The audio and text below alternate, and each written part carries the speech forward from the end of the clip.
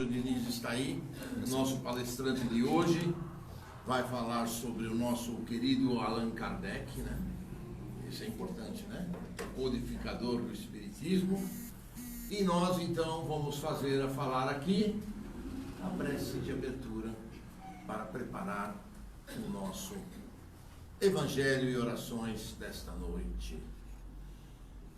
Hoje aqui estamos então, quando fazemos aqui presencial, fazemos a live também para aqueles que estão em casa, para aqueles que nos ouvem, que nos assistem no Facebook do Núcleo Espírita Plano Maior. Então nós temos a live para quem está em casa, para quem não pôde vir, e para nós que estamos aqui presencialmente, assistimos e participamos dos tratamentos de cromoterapia, tão logo a gente acabe a palestra e as vibrações, né? Então vamos pedir ao nosso Mestre Jesus que nos abençoe nesta noite, que permita que os seus mensageiros celestiais estejam aqui conosco, protegendo, iluminando, abençoando esta casa, assim como todos nós que aqui estamos, para recebermos as energias que já foram preparadas para cada um de nós desde as primeiras horas da manhã, pelas equipes médicas de Dr. Bezerra, Dr. Alberto Seabra, Corrente Azul e todas as demais correntes que em nome de Jesus conosco trabalham nesta casa. Importante que aqui estejamos com a mente ligada a Jesus, importante que aqui estejamos não só de corpo presente, mas ligados nas bênçãos que nós vamos receber, nas nossas necessidades. O plano espiritual sabe, mas se a gente estiver ligado naquilo que nós precisamos e pedirmos, vamos ampliando a nossa fé, vamos ampliando a nossa ligação com os amigos do plano maior da espiritualidade e facilita a eles trazer-nos a cura que aqui viemos buscar, quer seja ela física, quer seja emocional, quer seja espiritual. E cada um de nós sabe qual é a sua necessidade melhor do que qualquer um. Então vamos deixar os nossos pensamentos externos fora da casa, a nossa correria do dia a dia, o nosso estresse, as nossas preocupações, tudo lá fora. E aqui nós vamos realmente nos concentrar em nós, naquilo que nós precisamos, naquilo que nós necessitamos. Celulares desligados, vamos deixá-los de lado até as 9 horas, para que a gente possa realmente se concentrar naquilo que nós viemos aqui buscar. Que Deus Pai possa nos abençoar, Deus Pai possa nos iluminar, agora e sempre. Que assim seja, graças a Deus. Doutor Sérgio? Muito bom, boa noite. Essa altura está bom? Você quer mais alto? Ótimo, está ótimo. Muito bem, muito boa noite. Estamos de volta. Vou colocar aqui o dedo duro para gravar. Nós colocamos essas gravações numa como é que chama? Aquilo que tem na internet. Não. Também não. YouTube. Não chama aquele negócio do YouTube? Um canal do YouTube, é. Estou indo bem, hein, A gente grava e coloca a gravação lá para fazer uma autoavaliação e às vezes algumas pessoas também avaliam, falam muitas palavras iguais, comenta assuntos que não devia, fala coisas que deveria ser diferente, e é muito bom para a gente se avaliar. Então, por isso que a gente grava, tá bom? Então a gente vai falar um pouquinho de Kardec, mas nós ficamos em dúvida, porque dia 18 essa semana, foi 19, né? Ontem, nós comemoramos mais um ano de O Livro dos Espíritos, de o lançamento de O Livro dos Espíritos. E Kardec nasceu no dia... Kardec nasceu, poxa vida, no dia... Alguém me ajuda? 3 de outubro, olha aí. O desencarne dele foi no dia... 31 de março, tá vendo? Assim também vai ser bom, porque aí todo mundo reaviva a memória junto comigo, né?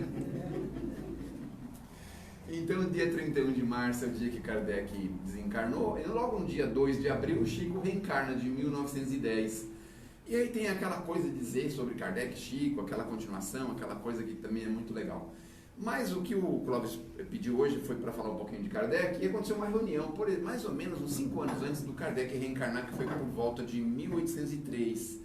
5 anos antes, mais ou menos 5 anos antes, houve uma reunião, porque a gente às vezes não pensa a respeito de como se organiza o mundo espiritual e como o mundo espiritual organiza a Terra e ajuda a Terra a se organizar.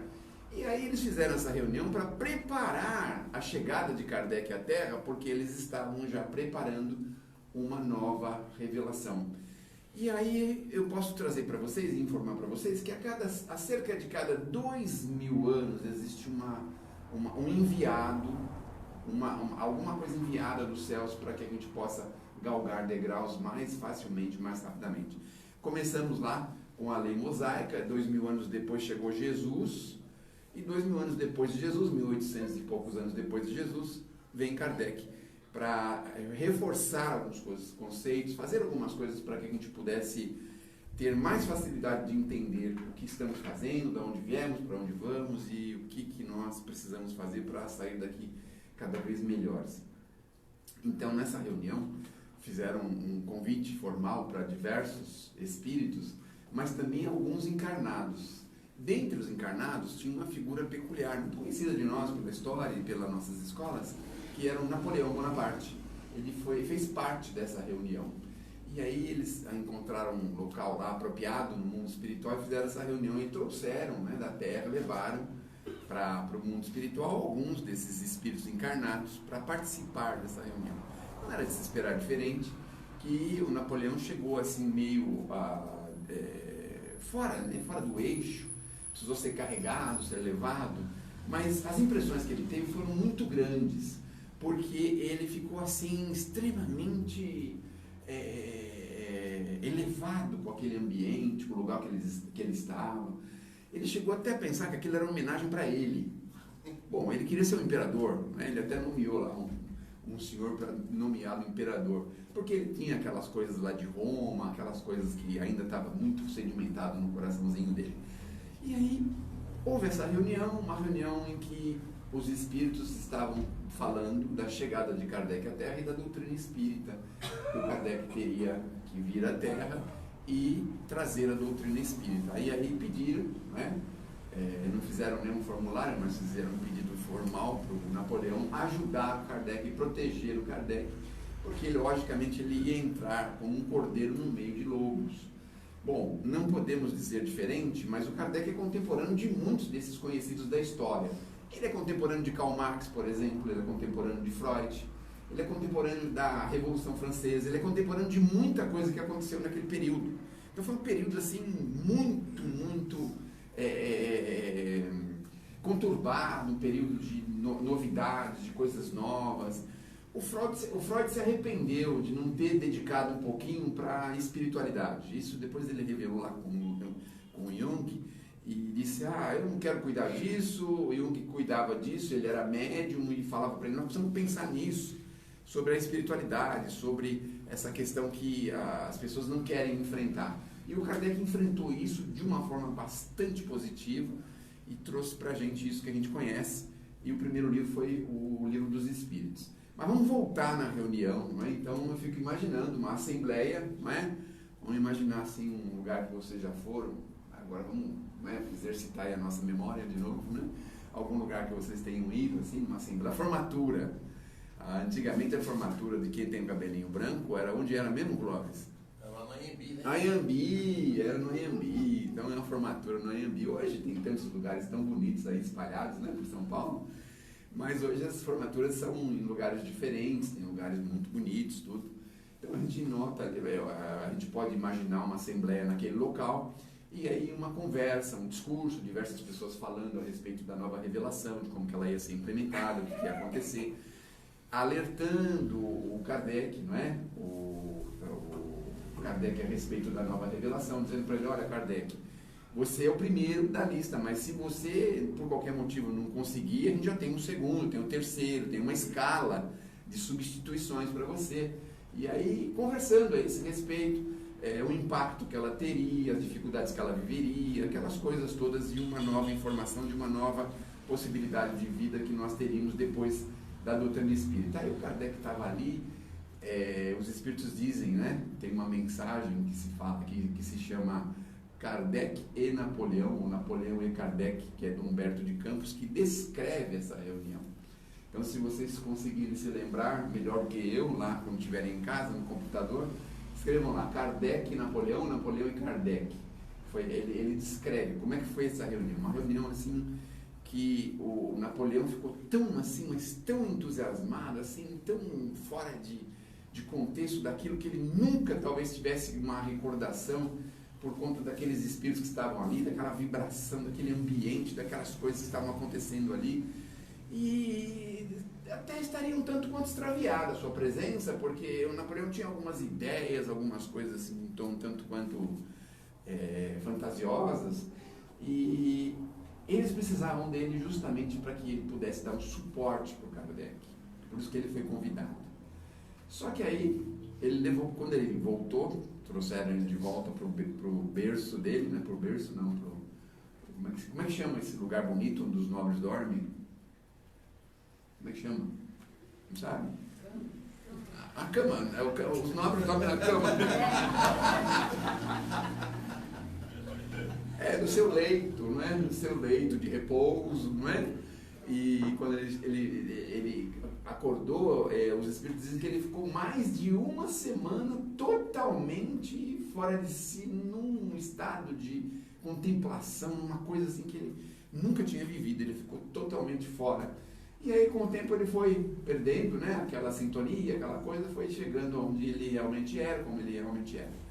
Mas quase não adiantou nada esse pedido que fizeram para ele, porque ele não fez nada para ajudar Kardec, para proteger Kardec, muito pelo contrário, ele estava muito associado com a igreja, ele estava ali vendo uma pessoa que pudesse coroar ele como imperador, ele estava ali muito voltado a essas coisas, e acabou deixando Kardec de lado, aquela reunião ficou para trás, e aí o Kardec teve que se virar sozinho como um peregrino no meio de uma mata desconhecida, né? Porque imagine na França, aquele momento, aquela situação, obviamente um espírito de grande envergadura, de grande conhecimento, de grandes possibilidades, conseguiu passar, chegar até os 50 anos, e depois dos 50 anos ia absorver a doutrina. Eu acho que vocês mais ou menos já ouviram falar como é que ele começou na doutrina. Depois de 50 anos, ele foi convidado a comparecer num ambiente onde na França era muito comum algumas brincadeiras que eles faziam com as mesas, as tais mesas girantes. Então,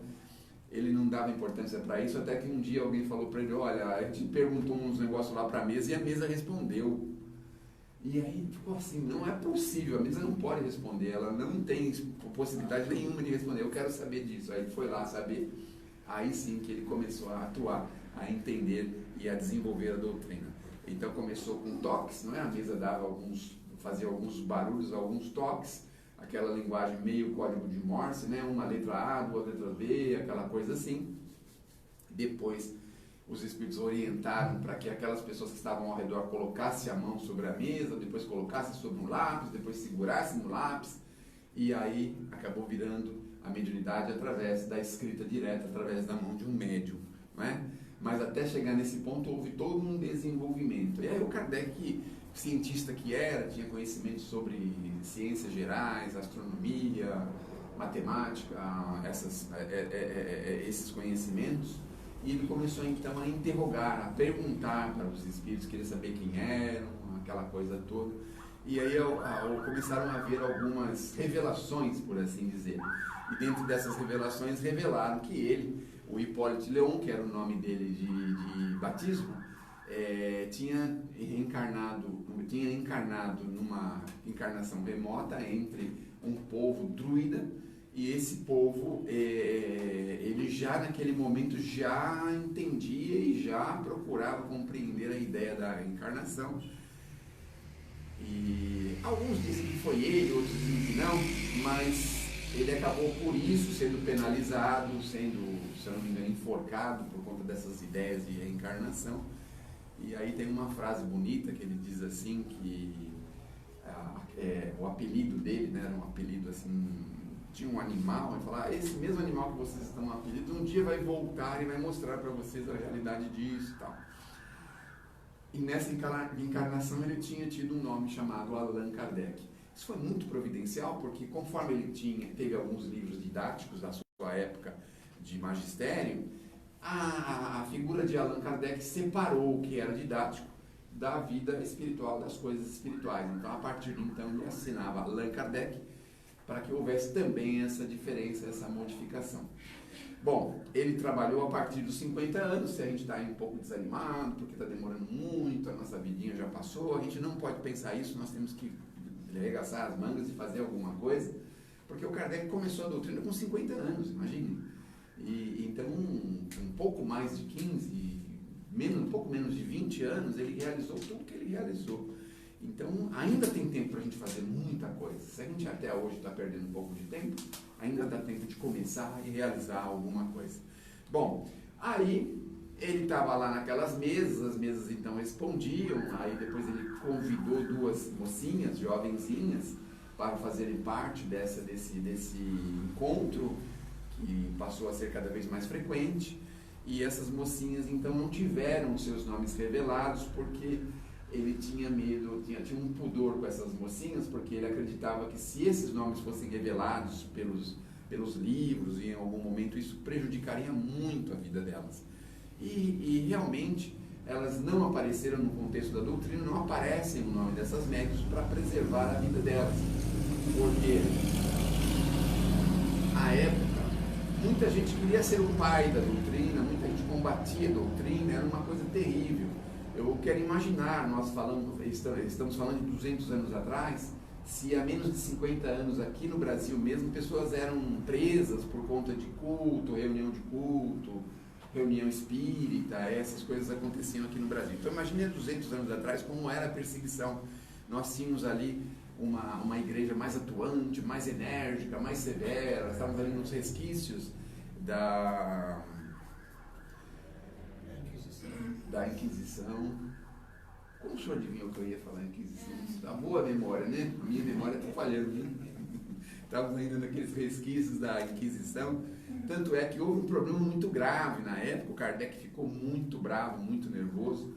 Muito embora a gente veja as figuras de Kardec, aquela figura enérgica, mas ele tinha um bom humor, tinha uma coisa assim espirituosa muito grande. Então a gente vê, acho que são aquelas fotos. No nosso tempo, a gente quando tinha que tirar foto tinha que pôr a mãozinha assim, ficar retinho para tirar a foto, né? Então eu acho que eram aquelas fotos programadas que tinha que tirar certinho para não dar problema, não dar erro. Mas a figura dele era uma figura muito de um humor refinado, de um bom humor tremendo, que conhecido pelas suas tiradas, não é? Bom, aí o que aconteceu com essa irritação que o Kardec teve? Ele começou a receber pedidos. Quando ele lançou o Livro dos Espíritos, começou a ver as pessoas interessadas, porque é uma lógica muito grande, as pessoas viam naquilo uma coisa tremendamente interessante. E começaram a pedir. Aí teve um grupo de pessoas, se eu não me engano, da Espanha, que pediram lá um lote de livros dos espíritos, e o Kardec fez lá a caixa, pagou o correio, pagou os impostos direitinho e mandou para lá. Só que quando chegou lá, eles acabaram achando que aquilo era um negócio que era do diabo, do demônio, estava no codex, estava num código deles lá que enuncia alguns livros que não podem ser vistos por ninguém, porque são livros. É interessante que quando está no códex, todo mundo quer ver o que tem naqueles livros, né? Parece que é pior, né? Bom, aí eles confiscaram e foram queimar os livros em praça pública para dar aquela repercussão de que lá, né, na Espanha o Kardec não ia ter chance nenhuma, porque lá quem mandava eram nós. Eu também devia estar lá.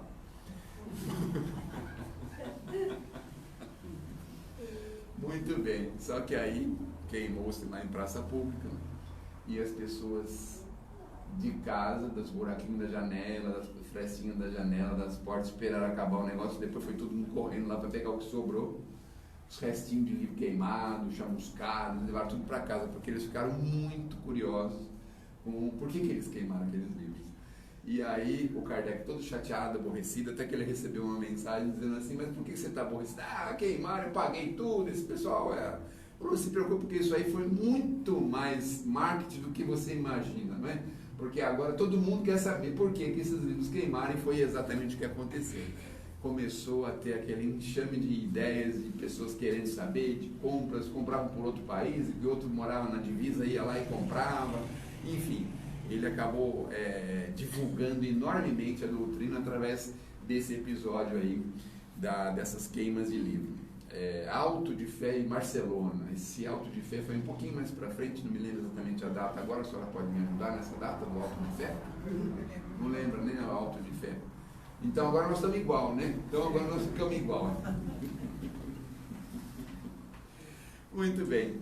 Bom, voltando ao Kardec, vamos falar algumas curiosidades do Kardec. Você vê que nós temos só 5 minutos, mas dá para falar mais uma coisa muito legal, porque eu fico imaginando, a gente aqui desanima por tão pouco, né? De vez em quando, está lá na empresa, alguém fala alguma coisa, a gente não gosta, aí desanima, não quer ir mais, não quer voltar mais.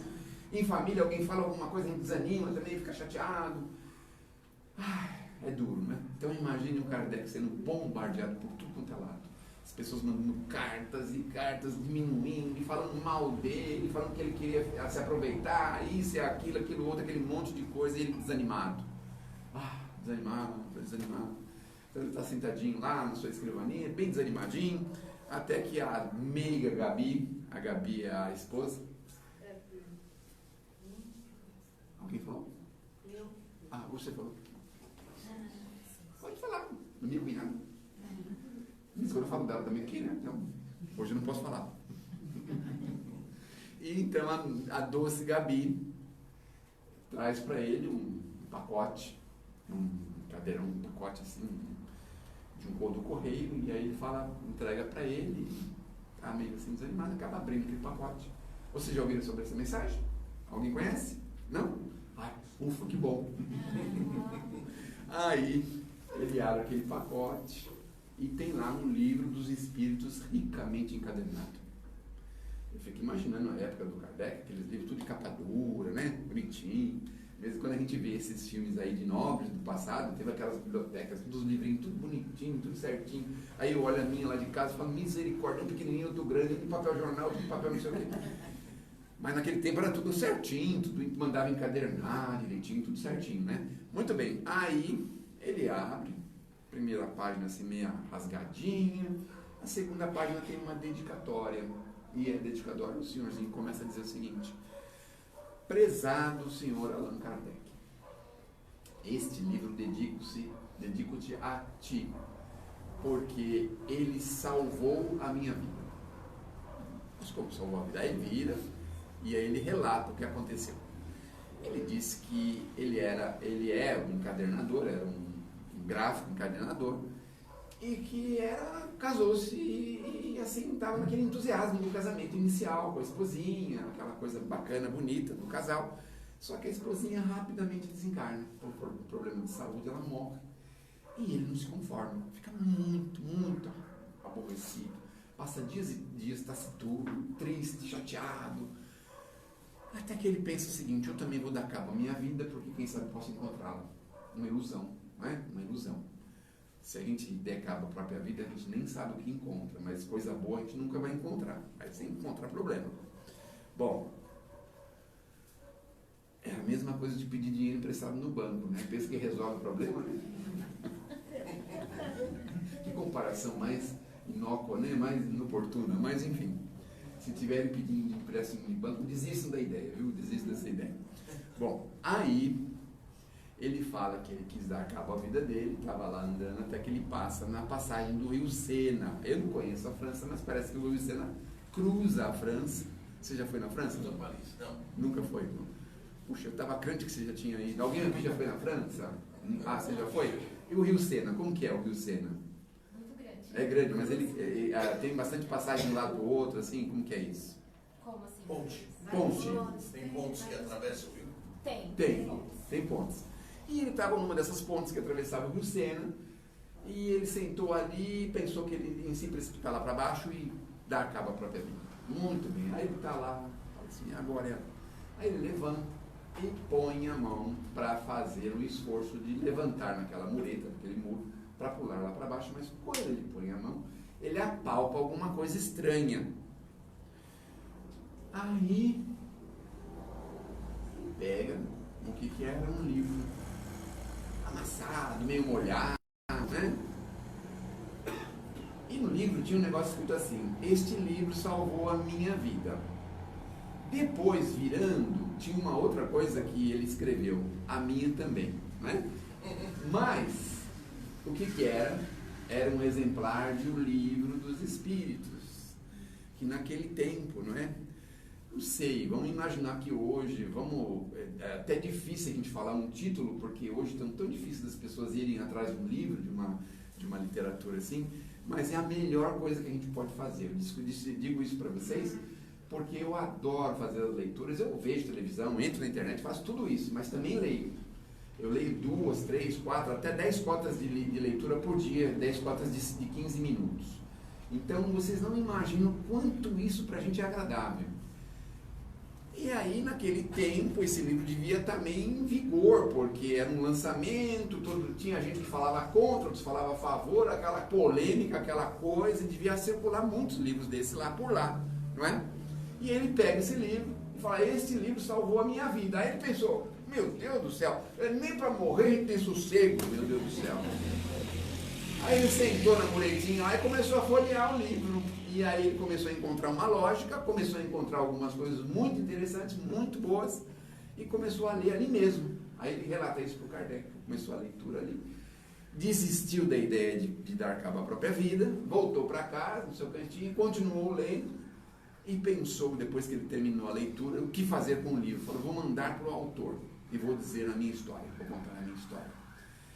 E encontrou o autor justamente no seu momento mais difícil, num dos seus momentos mais difíceis, né? E aí ele encadernou, bonitinho, devia ter aquelas coisas douradas, aquela coisa bonita, o livro já meio estragadinho, mas bem encadernadinho. Contou a história dele. Quando Kardec termina de ler aquilo, ele fica assim, parece que uma nova energia surge nele, sabe? Renovação, uma inovação do seu sentimento, do seu coração, do seu ânimo. Porque eu quero imaginar, o Kardec foi embora com cerca de 64 anos, se eu não me engano, 1803 para 1867, acho que é uns 64 anos, mais ou menos. Mais ou menos isso, 67, né? Foi 65. 65, é. Foi 1969. Ah, alguma coisa assim. E aí eu fico imaginando, né, a pessoa durante 10, 15 anos sendo atacada, e aí de repente aquela renovação de ideias, de vontade de continuar trabalhando. Eu sei que conta-se que ele, depois disso, ele foi até a janela que tinha no seu escritorinho, se eu não me engano, na Rua Sala, lá na França. Ainda tem lá essa rua, parece que ainda tem esse escritório lá, ainda tem. Ele olha assim, vê a movimentação de Paris, né? E faz um gesto característico no paletó, volta lá para a escrivaninha dele, e aí pega as cartas, as coisas, e começa a ler, responder, e voltou assim ativamente a trabalhar novamente com a doutrina. O Kardec, por excesso de trabalho, ele foi alertado, mas por excesso de trabalho é que ele teve um problema, ele tinha um problema cardíaco, e por excesso de trabalho, ele acabou confirmando esse problema cardíaco, ele acabou desencarnando com esse problema cardíaco. Pouco sono, muita atenção, muito trabalho, muita coisa que ele teve que realizar, e ele acabou desencarnando assim, né? Então, a nossa homenagem ao Kardec, a nossa homenagem a essas situações pelas quais o Kardec criou para a gente, porque muitos de nós estamos aqui por conta dele, por conta desse sacrifício, desse empenho. Essa casa, né, sua fundadora, era extremamente Kardec, não é? Dona Nilza, o convívio dela, a vida dela também, muito assim, próximo, não é? Porque ela tinha uma dedicação tão grande com a doutrina, né, Clóvis? Era um negócio assim, impressionante. Vocês imaginam transformar uma pizzaria num centro espírita? Quem é que pode imaginar um negócio desse, né? Onde que era a pizzaria, Clóvis? Aqui era uma pizzaria. E lá em cima? Era o centro. Era o centro. Começou assim, olha. Você lembra disso? Ah, lembra. Eu vinha. Você vinha já nesse tempo, né? Ó, e era uma bela pizza, né? Ah. Ele podia pedir para ele continuar fazendo. Começava na sexta-feira e terminava no domingo à noite. Aqui no solar de Ipiranga, era só pedir, vinha atravessar, esperava aqui, ó. Ai, já pegava a pizza na hora. Né, seu Clóvis? A garagem está vazia aí, Clóvis. A garagem pode ser usada para pizzaria. Vocês aprovam fazer uma pizzaria? No caso aí. Mas agora o Clóvis achou uma pizzaria muito boa lá do lado da minha casa. Não sei como que ele achou. Cadê, filho?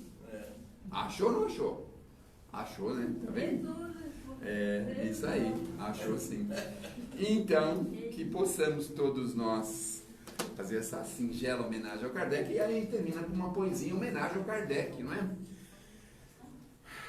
Foi Jesus Cristo quem disse, sob a inspiração de Deus: vai Allan Kardec à terra e fala aos rebanhos meus.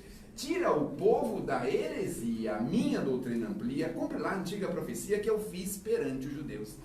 Como na dura Judéia, não temas tua missão. Espírito, verdade, eis teu anjo guardião.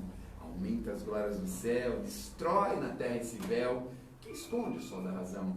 E o apóstolo dileto despediu-se de Jesus e, com um condor fantástico, mais veloz que a própria luz, ao lado de outros heróis, como ele mesmo faróis, passou assim por milhões de sóis. Aí fazemos um ponto, um parênteses aí, né? Cada sol carrega consigo todo um conjunto de planetas, né? Um sol carrega um conjunto de planetas, né? Passou por milhões de sóis e em Lyon, na França, viu a sua cruz. Isso é uma poesia muito interessante, que eu convido vocês, se lembrarem, melhor que eu, amanhã. Tem como nome título Luz e Trevas. Eu declamei e falei para vocês a primeira parte da poesia, que é a luz. Mas depois tem a parte das trevas, que eu deixo ao cuidado de vocês olharem todas as dificuldades, os sacrifícios que a doutrina enfrentou. E aí a gente vai perceber o seguinte: meu Deus do céu, por que tão combatida, não é? Aí a gente vai perceber que realmente tem ali alguma coisa, por que as pessoas combatem a doutrina. E nós vamos perceber nessa poesia. Não é muito fácil de achar. Então o nome do autor é Jorge Risini e tem... Alguém conhece Jorge Risini? Conheceu? A senhora conheceu? Não, pessoalmente não, mas de nome. De nome, né? O Jorge Risini, por coincidência, morava no condomínio que eu moro. Olha só que coisa. De vez em quando eu chegava em casa 2 horas da manhã, graças a Deus minha esposa nunca foi ciumenta, porque eu encontrava com ele na volta das palestras, andando no condomínio, e ele danava a conversar, e quando ia ver já era 2 horas da manhã. Imaginem só, né? Mas enfim, Jorge Risini, Luz e Trevas, Castro Alves, a mensagem, essa é uma mensagem de homenagem a Kardec. Jorge Risini tinha um amor muito grande pelo Kardec. Ele até trouxe uma psicografia muito interessante, não sei se ele ou o pai, porque parece que o pai tinha um nome semelhante, que fizeram uma orquestra, não, é uma banda de música, não, é um conjunto também não é, tem um outro nome, vamos ver, me ajudem. Quando é música clássica, como que é? Uma sinfonia, alguma coisa assim, em homenagem ao Kardec. Eu tenho um contrato com o Roberto Carlos e eu não posso cantar em público. Mas como eu vou cantar só 2 pedacinhos, eu acho que ele não vai ficar sabendo. Vocês, por favor, não falem. Quem tiver conhecimento com ele, não fale, né? Allan Kardec, na terra foste, mensagem viva de Jesus. Aí entra a orquestra. Então, essa é uma música em homenagem ao Kardec, pelo amor que o Jorge Risini tinha por Kardec. Que Deus nos abençoe, que Jesus nos ilumine e olha, não perca as esperanças. Na próxima terça-feira, pessoas muito capacitadas vão estar aqui para ajudar vocês a pensar.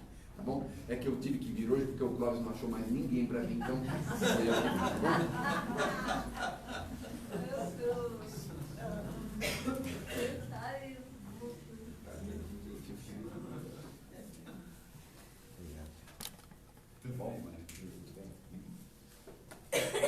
Boa noite. O Sérgio tem esse perfil de conhecimento da doutrina e levar ela de uma forma bem descontraída. Isso é bom para a gente, porque muita gente leva a doutrina muito a sério. Ela é séria. Nós temos que levá-la a sério, mas não como uma condição de sacrifício. Pelo contrário, ela é um consolador, né? Então vamos aproveitar então esse momento em que a gente está descontraído, harmonioso e harmonizado interiormente. E vamos trabalhar um pouquinho o nosso sentimento mais nobre, nossa maior virtude, que é o legado que o Cristo nos deixou, que é o amor, é a caridade. Vibrando pelos nossos irmãos mais necessitados do que nós. Vamos mentalizando o nosso planeta, mentalizando as casas de saúde, os hospitais, e vibrando por esses irmãos que se encontram ali, buscando recuperar a sua condição, a sua melhor condição física, orgânica. E nós rogamos, Mestre Jesus, e ao plano maior espiritual, que possa trazer a esses nossos irmãos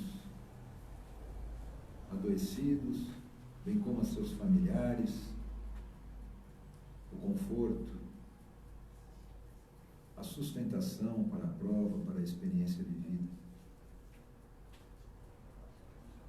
Aos nossos irmãos que se encontram nas casas de idosos, nos asilos, muitos deles ali foram deixados por seus familiares, que eles possam receber do plano espiritual as energias para que aquele ambiente se torne o seu lar, o seu momento de alegria, no convívio com outros amigos, outros irmãos, ali também moradores. Aos nossos irmãozinhos mais menores que se encontram nos orfanatos, que eles possam receber, Senhor, a oportunidade de uma família poder adotá-los, a fim de que possam encontrar, através dessa família, o caminho correto a seguir, a fim de que aquela sua missão, assumida no plano espiritual, no momento da reencarnação, tenha sucesso e que eles sejam absolutamente contemplados, Senhor, com a aura da alegria, da felicidade. Nós vibramos, Senhor, por nossos irmãos que se encontram nos presídios. Ali, pagando a sua dívida por um equívoco cometido.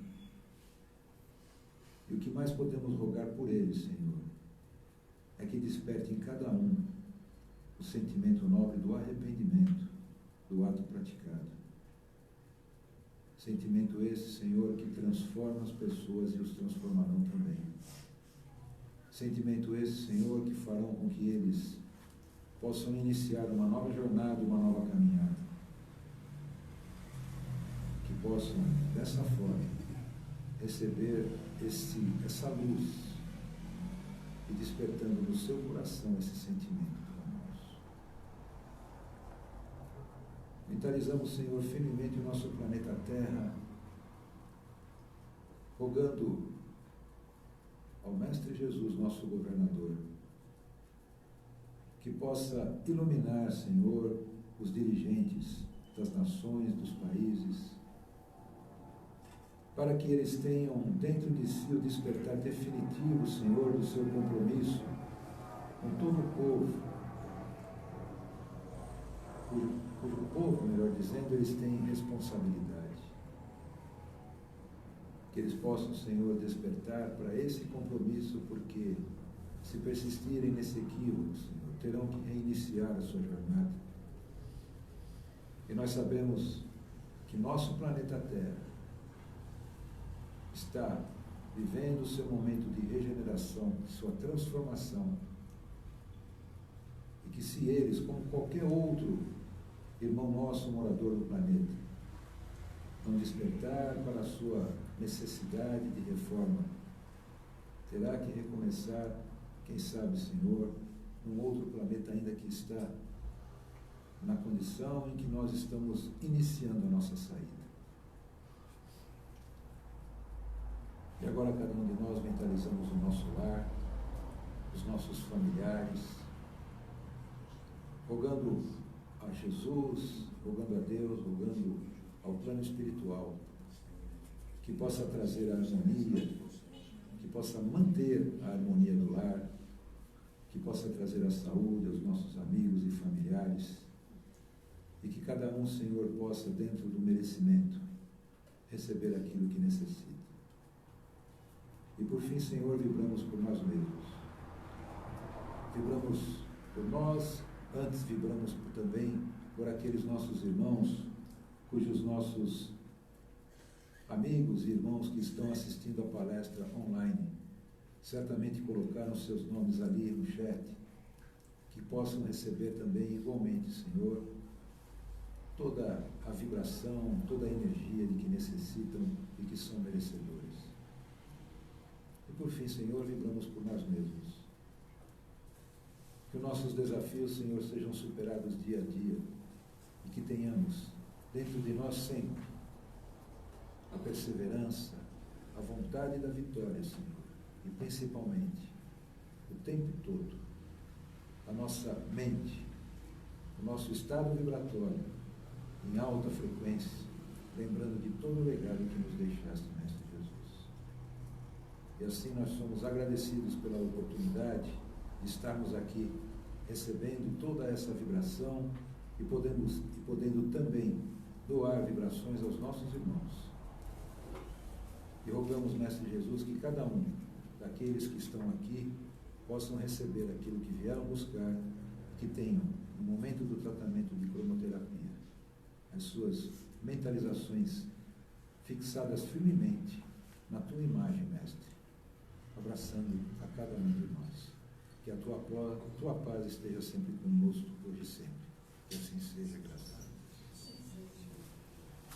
Bom, os nossos recadinhos básicos, né?